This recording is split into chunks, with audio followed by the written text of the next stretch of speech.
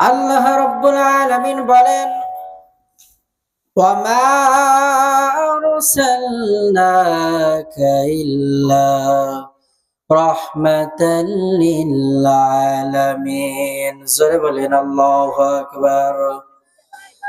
ইমামুল আউয়ালিন আল আখিরিন বাহরে সাদকা রহমাতাল লিল আলামিন সাইয়্যিদুল কাউনাইনি খাতমুল মুরসালিন আখিরা মদবুদ ফখরুল আউয়ালিন।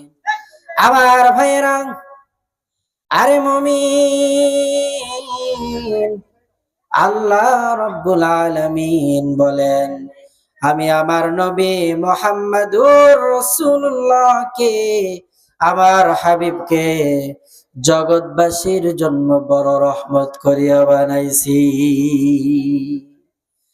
আমার ভাইরা, আরে মুমিন, ভালো করে খেয়াল করতে হবে। আমার পয়গম্বর জনাবে মুহাম্মদুর রাসূলুল্লাহ সাল্লাল্লাহু তাআলা আলাইহি ওয়াসাল্লামকে আল্লাহ পাক রহমত করে বানিয়েছেন, যার সাথে অন্য ভিন্ন কোন নবীর কোন তুলনা হয় না। আমার নবী কেমন রহমত! যেই নবীর আল্লাহ পাক রব্বুল আলামিন যেই নবীর জন্য এই পুরা জমিনটারে মসজিদ বানিয়েছেন, সাইয়্যিদুল কাউনাইন খাতমুল মুরসালিন আখিরা মদবুদ ফখরুল আউয়ালিন শুধু ওয়াজুদাস রহমাতাল লিল আলামিন মসজিদে ও শুধু হামারু এ জমিন। আরে মুমিন, আমার পয়গম্বরের জন্য আল্লাহ পাক রব্বুল আলামিন গোটা জগৎটাকে মসজিদ বানিয়েছেন। ও মুমিন, যেখানেই তোমার কানের মধ্যে আজানের আওয়াজ যাবে, যেখানেই মসজিদের মিনার থেকে মুয়াজ্জিনের কণ্ঠে আল্লাহ পাকের পক্ষ থেকে আহ্বান আসবে, সেখানেই তুমি নামাজে দাঁড়িয়ে যাবে। মসজিদের মিনার থেকে আওয়াজ আসবে, হাইয়া আলাস সালাহ, হাইয়া আলাল ফালাহ। ও হে, নামাজের জন্য আসো, কল্যাণের জন্য আসো। কারণ আল্লাহ পাক রব্বুল আলামিন মানুষ বানিয়েছেন তারা ইবাদতের জন্য। আল্লাহ পাক রব্বুল আলামিন বলে, আমার বান্দাকে যদি আমি রব ইবাদতের মুসাল্লায় না পাই, মসজিদে না পাই, তাহলে ওই ব্যক্তিদেরকে আমি রব্বুল আলামিন জাহান্নামের ওই ভয়ানক আগুনে জ্বালাবো। যেখানে কানের ভেতরে মুয়াজ্জিনের আজান চলে যাবে, সেখানেই নামাজে দাঁড়িয়ে যাও। আরে মুমিন, আমি কাজ কর্ম করার জন্য আমি পাতারের ভিতরে, চোরার ভিতরে গেছি, মুয়াজ্জিনের আজান সুন্দর করে পুকুরের পানিতে ওযু বানাইয়া সেখানেই গামছাটা বিছাইয়া নামাজে দাঁড়িয়ে যাও। আমার ভাইরা, ভালো মতো খেয়াল করেন। আরে মুমিন, যেই ব্যক্তি মসজিদে নামাজ আদায় করে, ওই ব্যক্তির আমলনামায় 25 গুণ বেশি সওয়াব লিপিবদ্ধ করা হয়। বাড়িতে নামাজ আদায় করার চাইতে আল্লাহর ঘর পাঞ্জেগানা মসজিদে এসে নামাজ আদায় করানো 25 গুণ বেশি বেশি সওয়াব। আর যেই ব্যক্তিগুলো আজান শোনার সঙ্গে সঙ্গে জুমার মসজিদে গিয়ে নামাজ আদায় করবে, আল্লাহ পাকের হাবিব বলেন, ওই ব্যক্তির আমলনামার মধ্যে 500 রাকাত নামাজের সওয়াব আল্লাহ পাক লিপিবদ্ধ করে দেয়। আমার ভাইরা, আবার যেই ব্যক্তি ওই মসজিদে হারামে এক রাকাত নামাজ আদায় করে আল্লাহ পাক রব্বুল আলামিন তার আমলনামার মধ্যে 1,00,000 রাকাত নামাজ আদায় করার সব লিপিবদ্ধ করে দেয়। সুবহানাল্লাহ বলে। আমার ভাইয়েরা রে মুমিন, ভালো মতো খেয়াল করেন, যেই ব্যক্তি মদিনার মসজিদ, নবীজির মসজিদ, মসজিদের নবমীতে 1 রাকাত নামাজ আদায় করে, ওই ব্যক্তির আমলনামাতেও আমার রব 50,000 রাকাতের সওয়াব লিপিবদ্ধ করে দেয়। আমার ভাইরা, আবার যেই ব্যক্তি মসজিদে আকসাতে নামাজ আদায় করে 1 রাকাত, আল্লাহ পাক রব্বুল আলামিন তার আমলনামার মধ্যে 50,000 রাকাত নামাজের সওয়াব লিপিবদ্ধ করে দেয়। আমার মায়ের নবী, দয়ার নবী, কেমন রহমত! যেই নবীর জন্য আল্লাহ পাক রব্বুল আলামিন পুরো জমিনটারে মসজিদ বানিয়ে দিলেন। অন্য ভিন্ন নবীদের উম্মতের বেলায় যারা ইবাদত করত, ইবাদত করার জন্য নির্দিষ্ট একটা স্থান ছিল, ওই নির্দিষ্ট স্থান ছাড়া ভিন্ন কোথাও তাদের ইবাদত বন্দেগী কবুল করা হতো না। আমার ভাইরা, আল্লাহ রাব্বুল আলামিন আমার পয়গম্বর জনাবে মুহাম্মদুর রাসূলুল্লাহ সাল্লাল্লাহু তাআলা আলাইহি ওয়াসাল্লাম রহমত করে দুনিয়ার জমিনে পাঠাইছেন। আহারে, আমার নবী কেমন রহমত! আমার নবী মানুষের জন্য রহমত, আমার নবী জিন ইনসানের জন্য রহমত, আমার নবী নারী পুরুষদের জন্য রহমত, আমার নবী পুরা কায়নাতের মধ্যে আল্লাহ পাক যা কিছুকে অস্তিত্বে এনেছেন সব কিছুর জন্যই রহমত। আমার পয়গম্বর জনাবে মুহাম্মদুর রাসূলুল্লাহ সাল্লাল্লাহু তাআলা আলাইহি ওয়াসাল্লাম শুধুমাত্র সৃষ্টির শ্রেষ্ঠ জীব মানুষের জন্যই রহমত না, আমার পয়গম্বর দু জাহানের জন্য রহমত। আমার পয়গম্বর খ্রিস্টানদের জন্য রহমত, আমার পয়গম্বর ইহুদিদের জন্য বড় রহমত, আমার পয়গম্বর বৌদ্ধদের জন্য রহমত, আমার পয়গম্বর মুহাম্মদুর রাসূলুল্লাহ সাল্লাল্লাহু আলাইহি ওয়াসাল্লাম হিন্দুদের জন্য রহমত। এক কথায় আমার পয়গম্বর পুরো আলমের জন্য রহমত। রহমাতুল লিল আলামিন নবী কোরআনে প্রমাণ, রহমাতুল লিল আলামিন নবী কোরআনে প্রমাণ। উম্মত বিনে কে বুঝিবে আমার দয়ার নবীর শান, উম্মত বিনে কে বুঝিবে আমার দয়ার নবীর শান। আমার ভাইরা, আমার হাবিব রহমাতুল লিল আলামিন জনাবে মুহাম্মদুর রাসূলুল্লাহ সাল্লাল্লাহু আলাইহি ওয়াসাল্লাম ওই রূহের জগতের জন্য রহমত। আরে মুমিন, আল্লাহ রাব্বুল আলামিন ওই রূহের জগতে সমস্ত রূহদের নিয়ে একটা কনফারেন্স করেছিলেন। তার পূর্বে আল্লাহ পাক রব্বুল আলামিন সর্বপ্রথম মানব নবী আদমের পিঠের উপরে হাত দ্বারা বুলাইয়া দিলেন।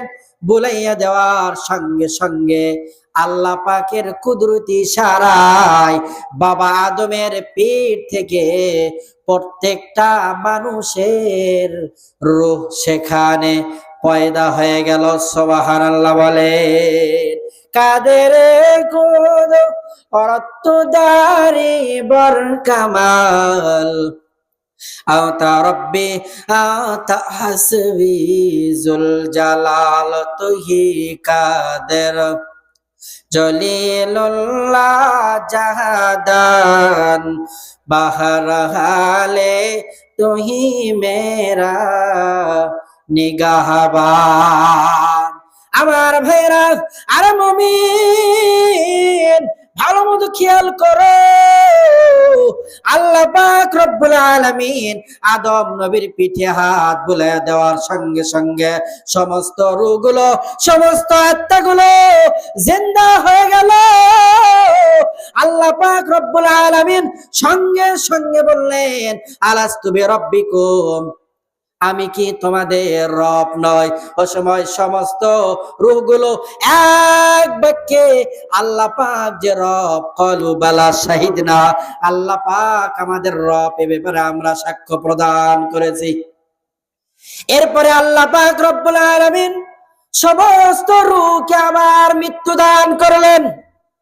আমাদের একবার মৃত্যু হয়েছে, আল্লাহ পাকের ইশারায় সমস্ত রূহের আল্লাহ পাক জান দিলেন।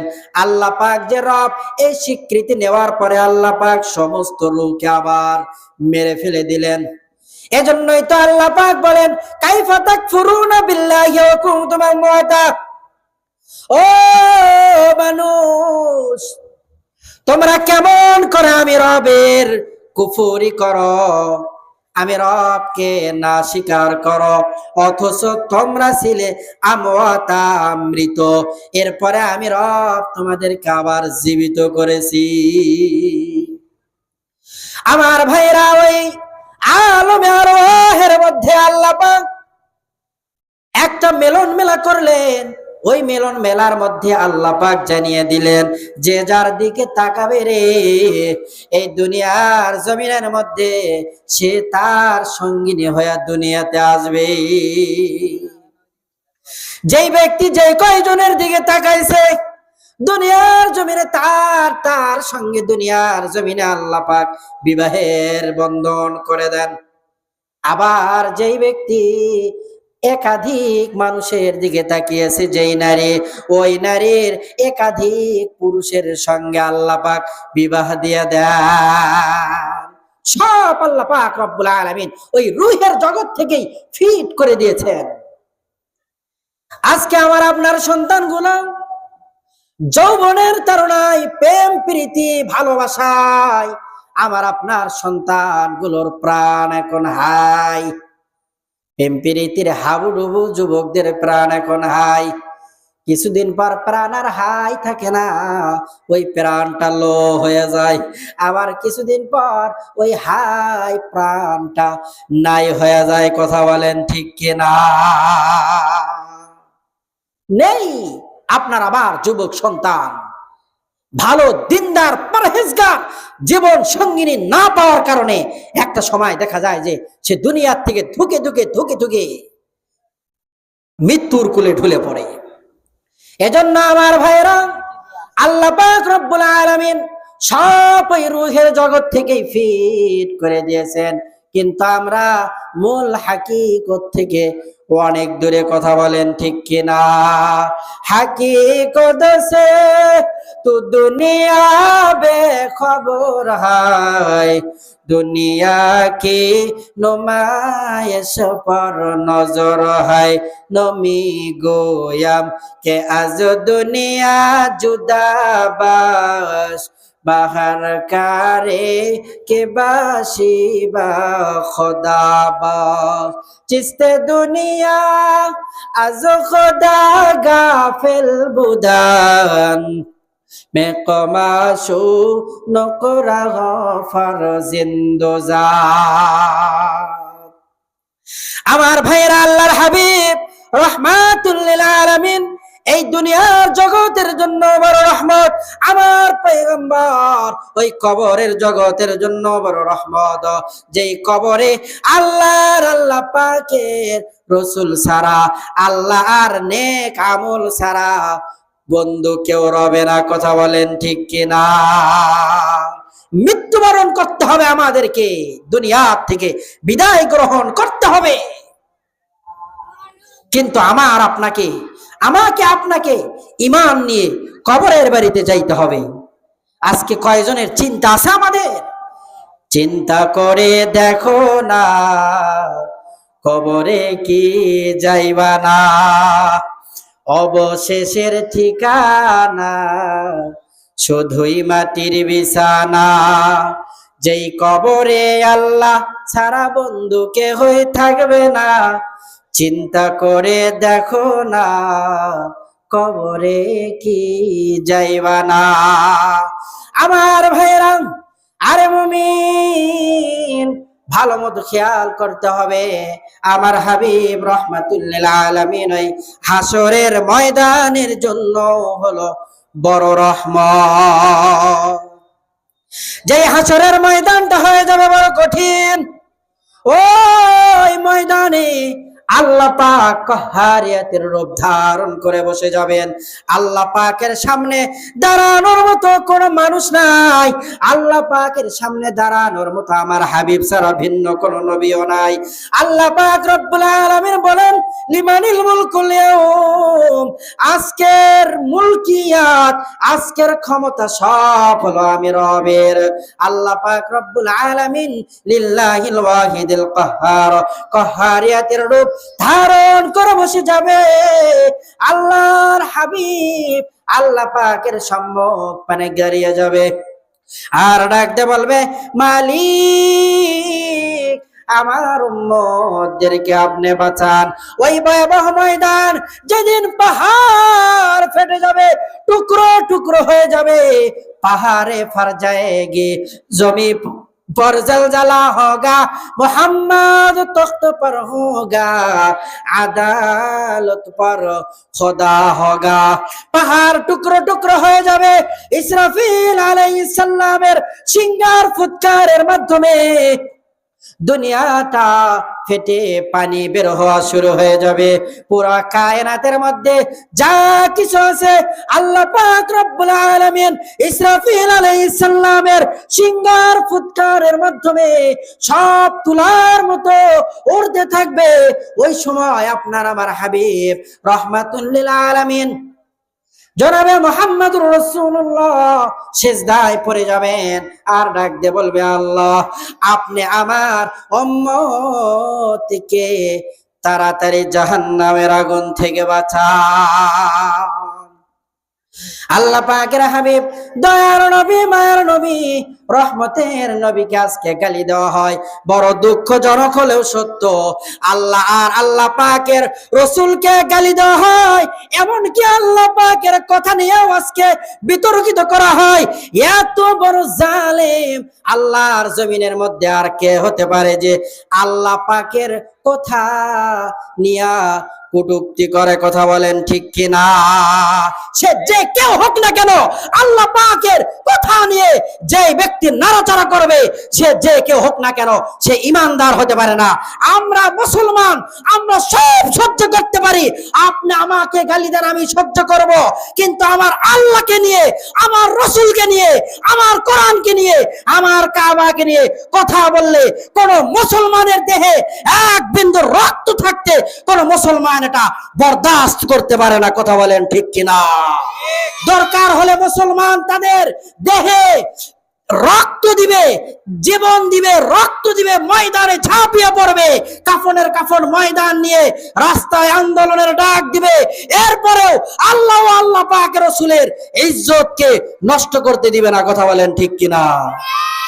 মরতে তো হবে একদিন, কিন্তু আল্লাহ পাক যেন আমাদেরকে শহীদের মৃত্যু দান করে। আল্লাহ পাকের কাছে দোয়া করা, ও গো দয়াময়, আমারে জীবনে যেন শহীদি মরণ হয়, আমারে জীবন থেকে দূর করে দাও, দূর করে দাও শত পরাজয়। ও গো দয়াময়, আমারে জীবনে যেন শহীদি মরণ হয়। সকলেই বলে আমিন। আল্লাহ পাক রব্বুল আলামিন যতটুকুন কথা বললাম, বলার তৌফিক দিলেন, আল্লাহ পাক আমাদেরকে আমল করার তৌফিক দান করেন।